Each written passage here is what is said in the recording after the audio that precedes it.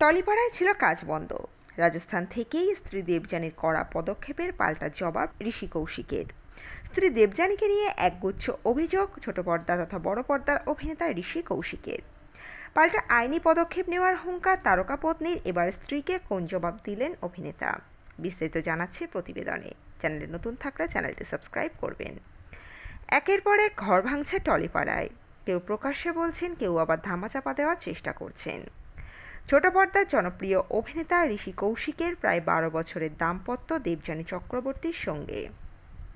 তাদের সুখের সংসারেই নাকি চির ধরেছে। সম্প্রতি দেবযানীর নাম না করে একটি ভিডিও প্রকাশ করেন ঋষি। সেখানে এক কাল্পনিক ছেলে ও মেয়ের একটি গল্প শোনান।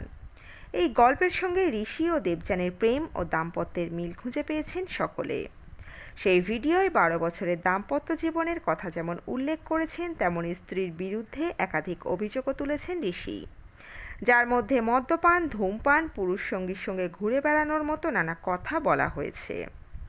ইতিমধ্যেই নতুন কাজের জন্য শহর ছেড়ে রাজস্থানে গিয়েছেন ঋষি।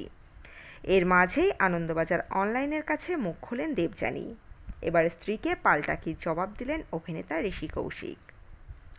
অভিনেতা ঋষি কৌশিকের দাম্পত্যে কি দূরত্ব তৈরি হয়েছে? সমাজ মাধ্যমে এই নিয়ে জোর চর্চা। অভিনেতা একের পর এক ইঙ্গিতপূর্ণ পোস্ট ও ভিডিও থেকেই এই জল্পনার সূত্রপাত। যদিও দেবযানী স্বামী ঋষির সব বক্তব্যই শুনেছেন। তিনি বলেন, সমাজ মাধ্যমে আমার স্বামীর করা কিছু পোস্ট নিয়ে আমাকে বারবার অবাঞ্ছিত প্রশ্নের মুখোমুখি হতে হচ্ছে। পুরো বিষয়টি আমার কাছে অত্যন্ত কুরুচিকর, সম্মানহানিকর। আমি খুবই বিব্রত। এগুলি করার একমাত্র কারণ আমার সামাজিক সম্মানহানি করা, আমার ক্ষতি করা এবং পোস্টদাতার নিজের নিজ উদ্দেশ্য সাধন। দেবযানী এও বলেন, যা ঘটানো হচ্ছে তা গর্হিত অপরাধ। আমার উপর দীর্ঘদিন ধরে যে ধারাবাহিক অত্যাচার আর নিষ্ঠুরতা হয়েছে তার আরও একটি অধ্যায়। আমার ধৈর্য এবং সহনশীলতার অন্যায় সুযোগ নেওয়া হচ্ছে। আমার উপর চাপ সৃষ্টি করে তার অন্যায় দাবিগুলি যাতে মেনে নিই তার মরিয়া প্রয়াস চালানো হচ্ছে। গোটা বিষয়টি নিয়ে আমি আইনি পরামর্শ নিচ্ছি।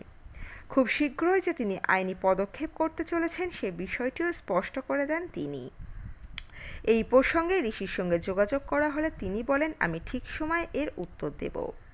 আপাতত কিছু বলতে চাই না। যদিও এই ঘটনার পর ঋষি সমাজ মাধ্যমের পাতায় নতুন কাজের খবর দিয়ে বলেন, আশা করি তোমরা খুব ভালো আছো।